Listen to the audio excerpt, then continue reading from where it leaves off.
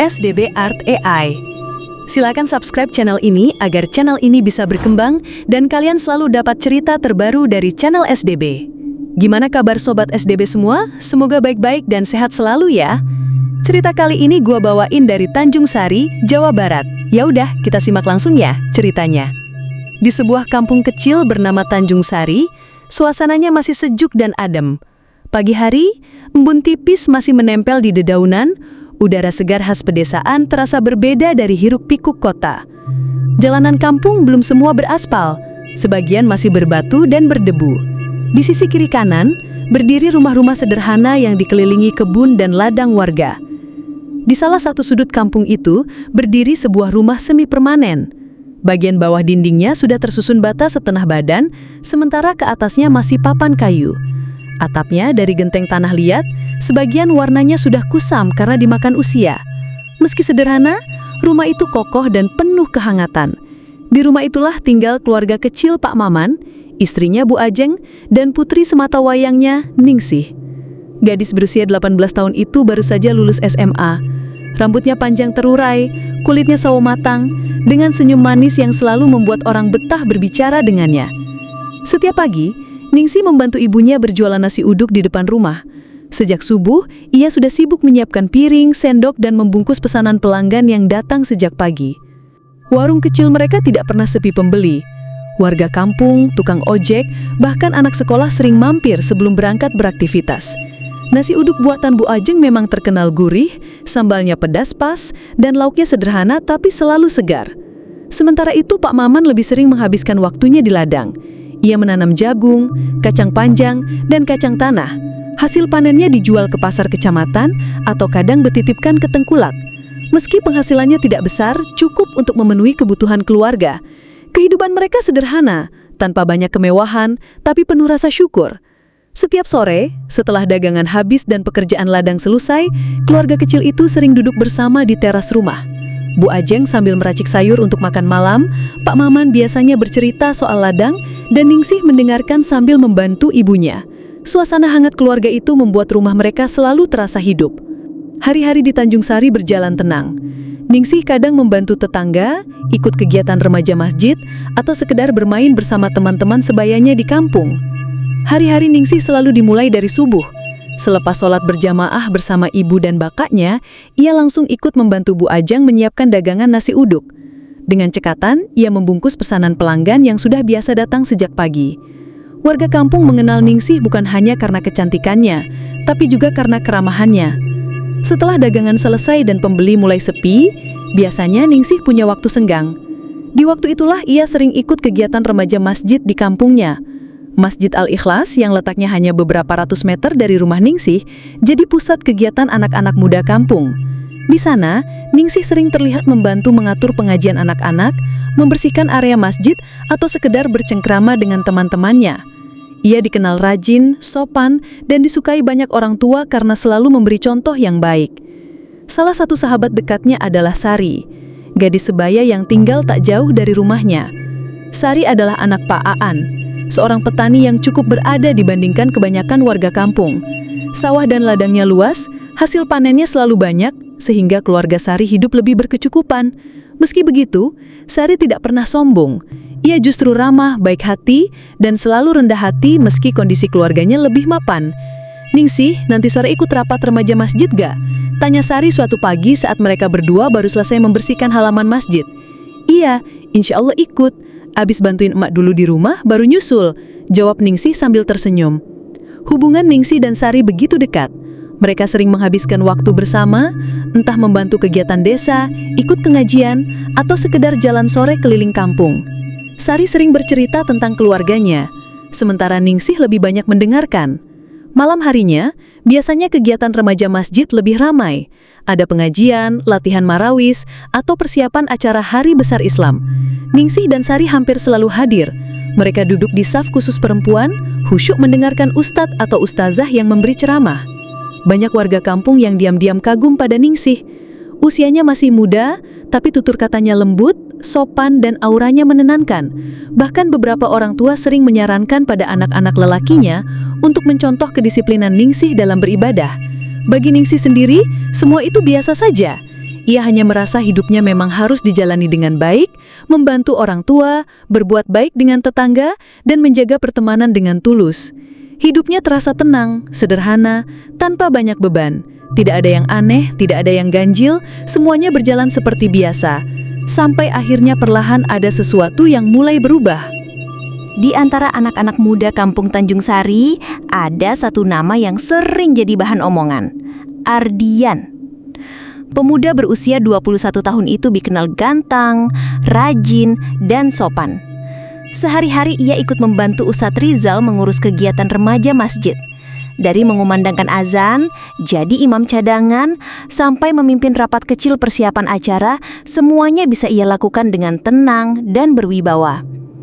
Tak heran kalau banyak gadis di kampung yang diam-diam menyimpan rasa padanya. Wajah tampan, kulit sawo matang, tubuh tinggi tegap, ditambah sikap ramah membuat Ardian sering disebut-sebut sebagai cowok idaman kampung. Bagi Ningsih, kehadiran Ardian selalu memberi warna berbeda. Ia sering berpapasan di masjid, entah saat rapat, pengajian, atau ketika sama-sama membantu membersihkan halaman. Walau jarang bicara panjang, Ningsih bisa merasakan kalau Ardian selalu sopan menegurnya dengan senyum. Hatinya diam-diam berdebar. Namun, bukan hanya Ningsih yang punya perasaan itu. Sari, sahabatnya sendiri, sejak lama juga menyukai Ardian. Suatu sore, saat mereka duduk berdua di beranda rumah Sari setelah pulang dari kegiatan masjid, Sari akhirnya buka suara. "Ningsih, aku mau cerita sesuatu. Tapi jangan ketawa ya," kata Sari sambil tersenyum malu-malu. "Apaan sih? Cerita aja lah," jawab Ningsih santai. Sari menunduk sebentar lalu berbisik, "Aku suka sama Kang Ardian.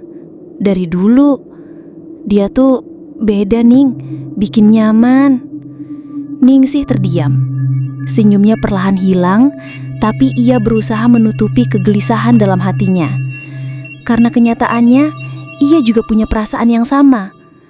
Namun mendengar Sari lebih dulu mengungkapkannya, membuat Ningsih serba salah. "Oh, iya ya. Bagus dong, Sar. Kamu kan pantas sama dia," ucap Ningsih singkat, menahan perasaan di dadanya. Sejak saat itu, Ningsih makin bingung. Ia tak mungkin jujur pada sahabatnya sendiri bahwa ia juga menyukai Ardian. Ia memilih diam, menelan rasa itu sendiri. Tapi dari hari ke hari, dari tatapan-tatapan kecil yang ia tangkap, Ningsih sadar bahwa Ardian lebih sering memperhatikan dirinya dibanding Sari. Saat rapat remaja masjid, Ardian kerap menyapa Ningsih lebih dulu, menanyakan pendapatnya atau sekedar menawarkan bantuan. Sari pun mulai menyadari hal itu. Walau ia tidak langsung marah atau curiga, tapi perlahan ada jarak yang tumbuh di antara mereka. Keakraban yang dulu hangat, kini kadang terasa canggung. Bagi Ningsih, itu jadi beban. Ia tidak ingin menyakiti sahabatnya, tapi ia juga tidak bisa mengendalikan hatinya. Situasi semakin rumit, dan tanpa mereka sadari, benih perenggangan itu akan membuka jalan ke peristiwa yang lebih besar lagi. Hari-hari di Tanjung Sari berjalan seperti biasa. Masjid masih ramai dengan kegiatan remaja, dan Ardian semakin sering terlihat berinteraksi dengan Ningsih. Entah menawarkan untuk membawakan buku catatan, membantu membereskan tikar setelah pengajian, atau sekadar menyapa dengan candaan ringan. "Ning, nanti kalau ada rapat lagi, jangan lupa kasih tahu aku ya. Kadang aku suka kelewat info," kata Ardian sambil tersenyum. Ningsih hanya mengangguk pelan sambil berusaha menjaga jarak. Dalam hatinya, ia takut Sari salah paham. Beberapa kali Ningsih mencoba menghindar. Saat Ardian datang, ia pura-pura sibuk. Kalau Ardian mengajak bicara, ia menjawab singkat. Tapi Ardian dengan sikap tenangnya justru makin penasaran.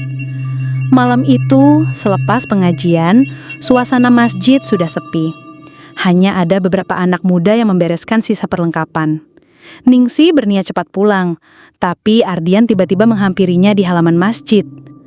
"Ningsih, bentar, aku mau ngomong sesuatu." Suara Ardian terdengar serius.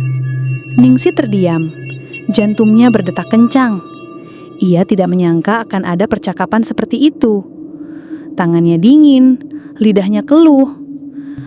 "Kang, aku nggak tahu harus jawab apa. Aku butuh waktu. Maaf ya, aku belum bisa kasih jawaban malam ini," ucap Ningsih pelan, hampir bergetar. Ardian tersenyum tipis. "Gak apa-apa, aku ngerti. Aku bakal nunggu." Tapi tanpa mereka sadari, di balik pohon dekat pagar masjid, Sari berdiri terpaku. Ia melihat dan mendengar semuanya. Mata Sari berkaca-kaca, dadanya terasa sesak. Selama ini ia yakin Ningsih tahu betapa ia menyukai Ardian. Tapi nyatanya, sahabatnya itu malah menjadi orang yang dipilih Ardian. Meski Ningsih belum memberi jawaban, di mata Sari itu sudah cukup. Baginya Ningsih telah mengkhianati persahabatan mereka.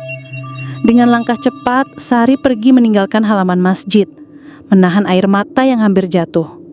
Dalam hatinya mulai tumbuh rasa amarah dan kecewa yang sulit dibendung. Ningsih yang tidak tahu kalau Sari melihat semuanya, pulang dengan hati gundah. Ia terus berdoa agar tidak menyakiti sahabatnya. Tapi sejak malam itu, jalan mereka perlahan tidak akan pernah sama lagi. Malam itu selepas sholat Isya, remaja masjid bubar seperti biasa. Ningsih pulang bareng beberapa temannya, melewati jalan kampung yang agak sepi dengan lampu jalan yang redup. Mereka bercanda ringan, tidak ada yang aneh. Namun saat melewati sebuah pohon belimbing besar di tepi jalan, langkah Ningsih tiba-tiba melambat. Pandangannya terpaku ke atas.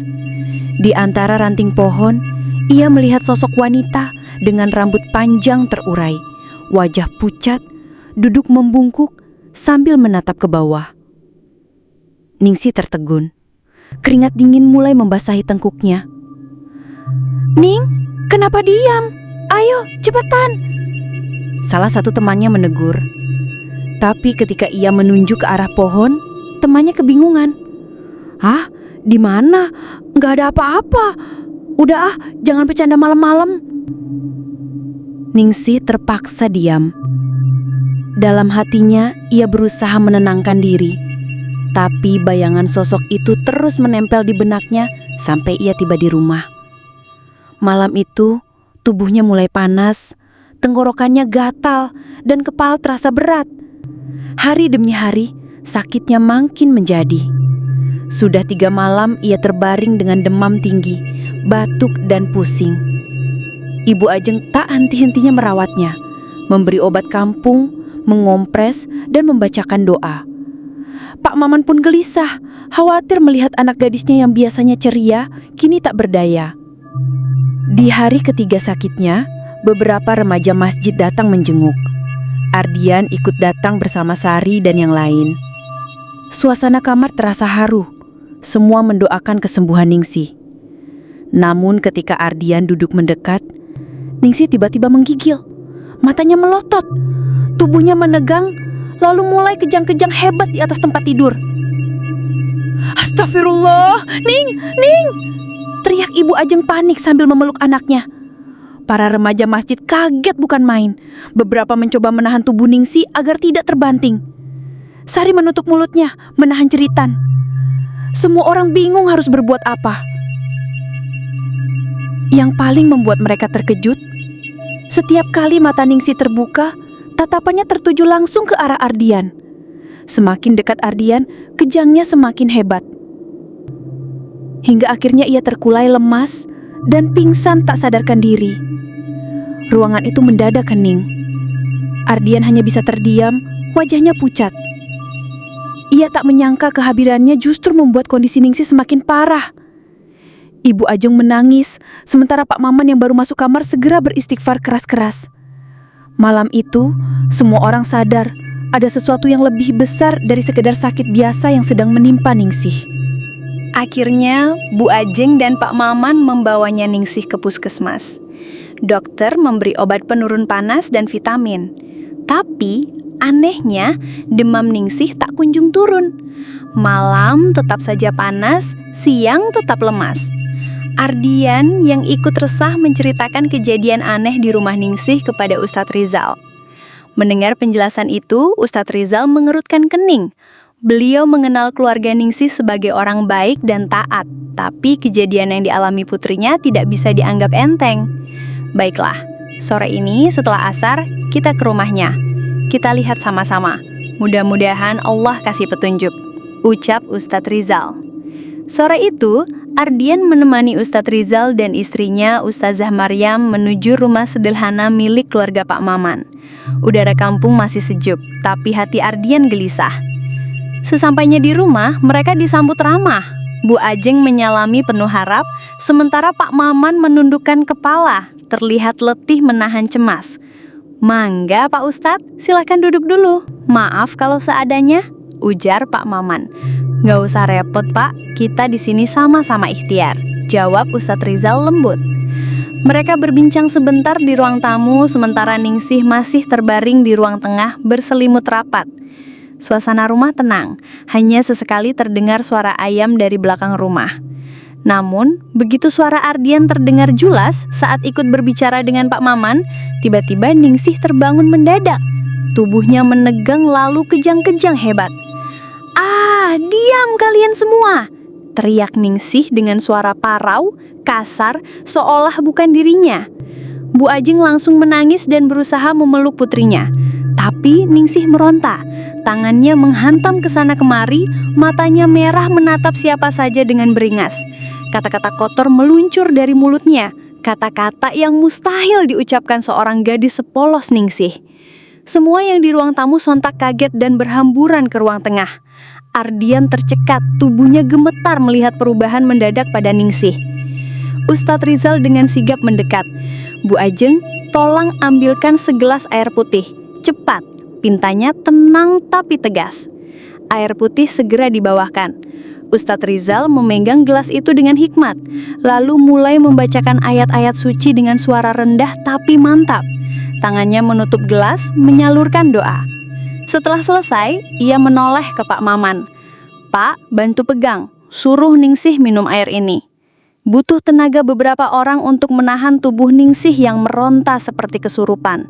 Dengan susah payah, Bu Ajeng menyuapkan air bacaan doa itu ke mulut putrinya. Sebagian tumpah, sebagian masuk ke tenggorokan.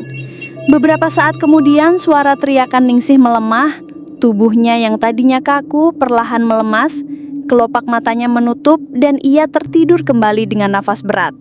Semua orang di ruangan terdiam. Suasana hening, hanya suara isak Bu Ajeng yang terdengar. Ustadz Rizal menghela nafas. "Insya Allah, ini hanya awal. Jangan takut. Besok kita lanjutkan ikhtiar dengan doa bersama. Yang penting keluarga tetap perbanyak zikir di rumah ini."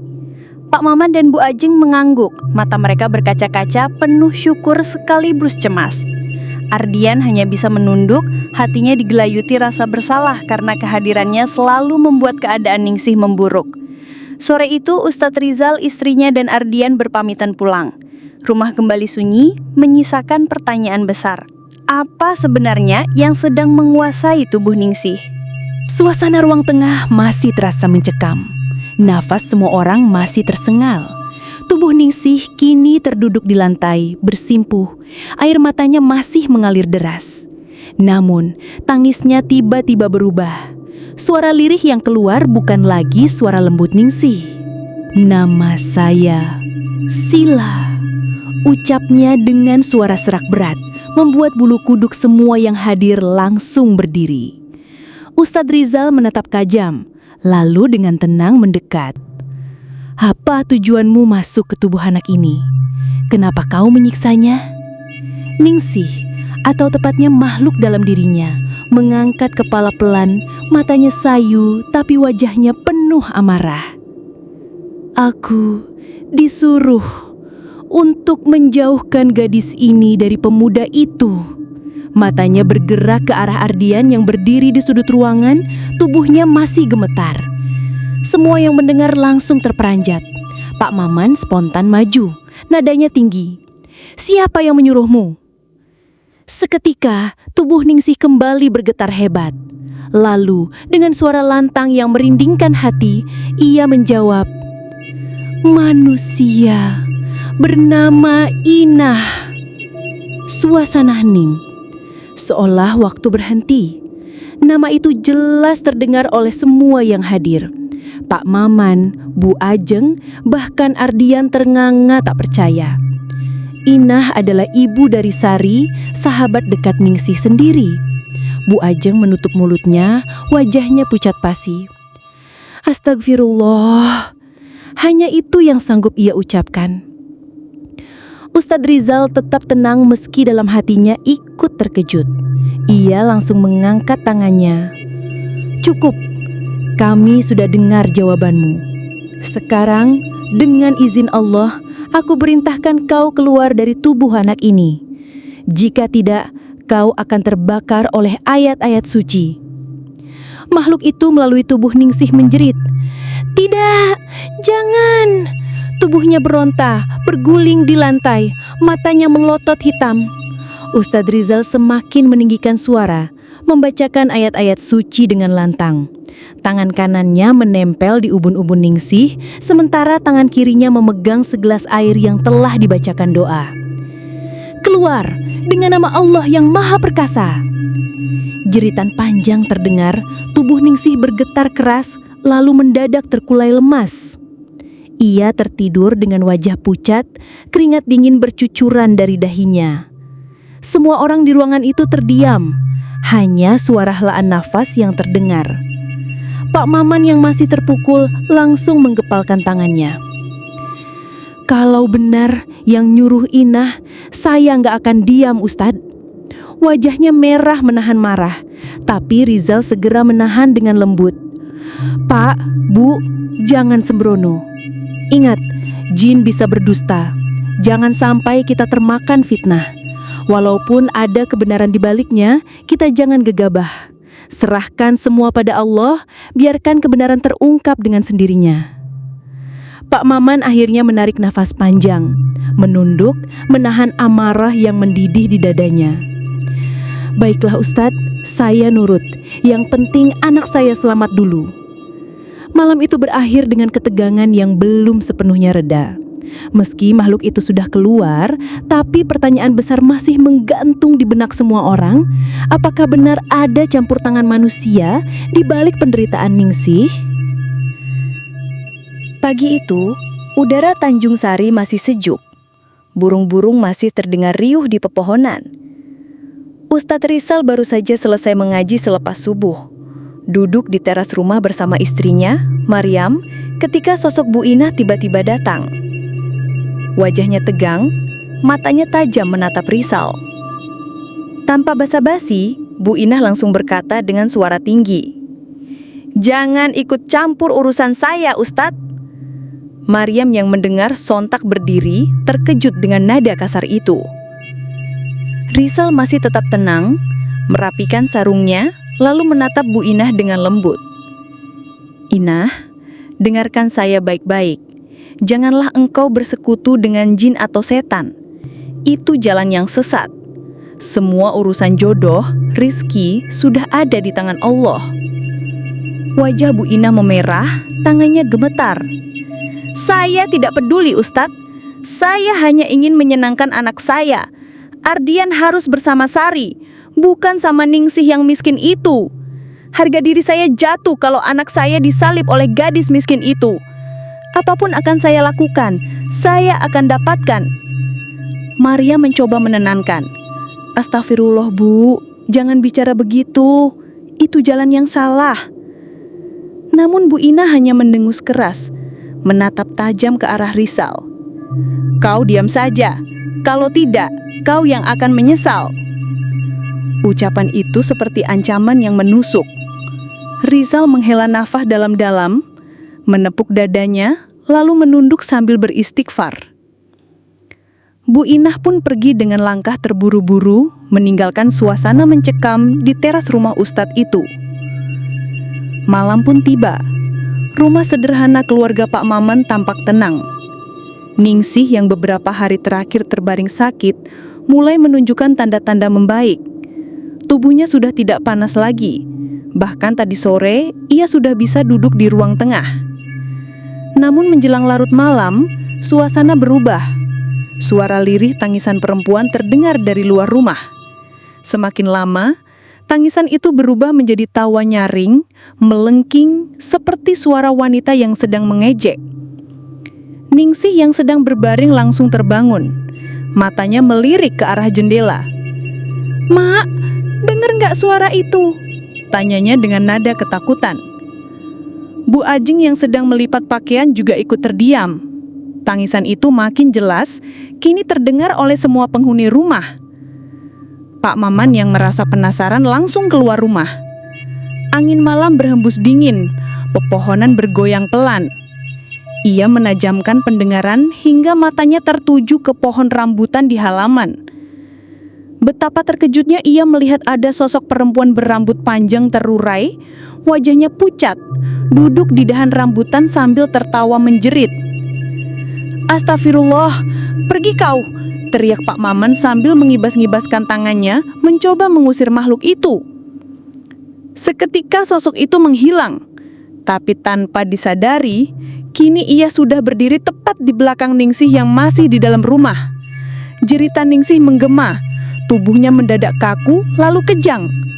Bu Ajeng yang panik langsung berlari masuk ke kamar, melihat anaknya berguling di lantai dengan mata terpejam, mulutnya berteriak-teriak dengan suara bukan dirinya. "Ampun, jangan dekati aku!" Suaranya serak, penuh ketakutan bercampur amarah. Pak Maman yang melihat itu langsung pucat, keringat dingin mengucur deras. Ia tidak berpikir panjang. Dengan langkah terburu-buru, ia keluar rumah dan berlari sekuat tenaga menuju rumah Ustadz Rizal. "Ustadz, tolong anak saya! Tolong Ningsih!" Suaranya menggema di tengah sunyi malam penuh kepanikan. Rizal yang mendengar itu langsung berdiri. Di ruang tamu, kebetulan Ardian juga sedang duduk selepas mengaji bersama Ustadz Rizal. Wajah pemuda itu langsung berubah tegang. "Bismillah, ayo kita ke sana sekarang," kata Rizal sambil meraih sorbannya.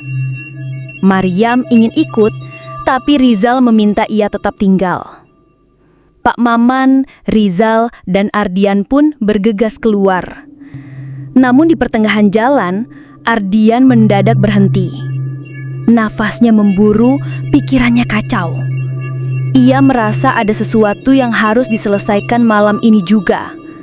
"Ustadz, Pak, kalian lanjut saja. Saya harus ke tempat lain," seru Ardian tiba-tiba. Pak Maman bingung. "Loh, mau kemana kamu, Dik? Ningsih butuh bantuanmu." Ardian hanya menunduk. "Percaya sama saya akan jelaskan nanti." Tanpa menunggu jawaban, ia berlari kencang ke arah rumah Sari. Di rumah Ningsih, suasana semakin mencekam. Bu Ajeng menahan tubuh Ningsih yang kejang-kejang, mulutnya berteriak dengan suara yang sangat asing. "Kalian semua akan menyesal. Aku tidak akan pergi." Begitu Rizal masuk, ia langsung duduk sila di dekat Ningsih. Dengan tenang namun penuh kewibawaan, ia mulai membaca ayat-ayat ruqyah. Suaranya bergema memenuhi ruangan. Tiba-tiba tubuh Ningsih bergetar keras. Matanya mendelik hitam, suaranya melengking. "Jangan baca itu, aku akan hancurkan kalian." Rizal tetap fokus. Suaranya makin lantang. Ia menutup gelas air dengan tangannya, lalu berdoa, setelah itu dipercikan ke wajah Ningsih. Tubuh gadis itu menjerit, seperti terbakar. "Demi Allah, keluar kau jin terlaknat. Jika tidak, akan kuhancurkan dengan ayat Allah." Rizal berseru keras. Tubuh Ningsih mendadak terangkat, lalu jatuh banting. Dari mulutnya terdengar teriakan panjang yang mengerikan, seperti suara perempuan meraung kesakitan. Di rumah Sari, Ardian sampai di depan rumah Sari dengan wajah panik. Ia mengedor pintu keras-keras. "Pak Aan, buka! Cepat buka!" Pintu terbuka, terlihat Pak Aan dengan wajah heran. "Ada apa, Dik? Kenapa malam-malam ribut begini?" Ardian tanpa basa-basi langsung berkata, "Pak, maafkan Ningsih. Dia tidak bersalah. Semua ini ulah Bu Inah, Pak." Pak Aan terperangah. "Apa maksudmu?" Ardian tercekat, namun ia mengulang dengan suara bergetar. "Saya dengar sendiri dari Ustadz Rizal, jin yang masuk ke tubuh Ningsih itu mengaku disuruh Bu Inah, Pak. Semua gara-gara ingin menjauhkan saya dari Ningsih, demi Sari." Wajah Pak Aan langsung merah padam. Tangannya mengepal, dadanya naik turun menahan emosi. "Kurang ajar. Jadi selama ini Inah?" Tanpa pikir panjang, ia bergegas masuk ke dalam rumah menuju kamar istrinya. Dengan kasar, ia membuka pintu kamar. Dan di sana, terlihat tubuh Bu Inah sudah tergeletak di lantai. Kulitnya hitam gosong seperti terbakar, matanya melotot kosong, wajahnya mengenaskan. "Inah!" Jeritan Pak Aan mengguncang seisi rumah. Sari yang mendengar suara ayahnya langsung keluar kamar. Begitu melihat jasad ibunya, ia langsung menjerit histeris, tubuhnya gemetar tak terkendali. "Ibu, ibu!" Tangisnya pecah, memeluk tubuh ibunya yang sudah kaku. Ardian berdiri terpaku di ambang pintu, wajahnya pucat.